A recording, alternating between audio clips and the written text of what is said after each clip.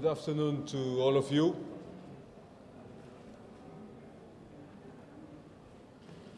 And as it is tomorrow, Eid Mubarak to all of you and to your families. As you know, UNSMIS mandate comes to an end tomorrow. UNSMIS arrived in Syria on 21st April to monitor a ceasefire agreed upon by the parties. Initially, this ceasefire was respected. Violence decreased, and we were able to do our work throughout the country. By the middle of June, it was clear that the parties were no longer committed to the ceasefire. The result has been escalation in violence. Therefore, UNSMIS reoriented its effort to monitor the impact of violence and to facilitate pauses in fighting to enable humanitarian assistance to be delivered. I would like to take this opportunity to thank the 300 military observers and all UNSMIS personnel for their commitment to this effort of ending violence. I also take this opportunity to call again on the parties to stop this violence that is causing such suffering to the innocent people of Syria. Both parties have obligations under international humanitarian law to ensure that civilians are protected. These obligations have not been respected.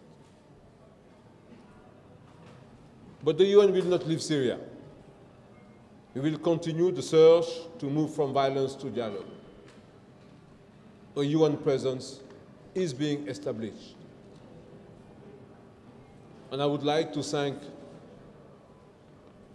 on behalf of UNSMIS personnel, all our Syrian counterparts for the cooperation and hospitality they've shown us. Syria has a proud and rich history. Its future must not be undermined. In closing, let me thank you, the press, and congratulate you for the important work you continue to do in difficult conditions. Thank you, and again, Eid Mubarak. I'm ready for your question. The comfort for me is that UN will stay in the country. Whoever is living or is staying, what is important is United Nations will stay. Stay committed to ending violence, stay committed to triggering dialogue between the parties. And it is, I say, the most important legacy of UNSMIS, that at the end of the day, we have paved the way for a united agreement of the Security Council of United Nations staying in this country for the search of peace and ending violence. We have in several occasions made appeal for the cessation of violence.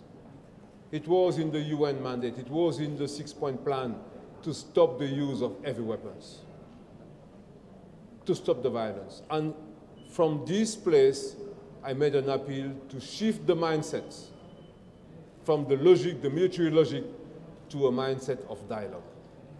In that regard, yes, we have some frustrations because this appeal is yet to be followed by acts, by operational decisions from both parties. Any other questions?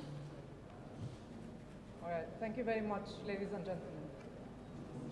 Thank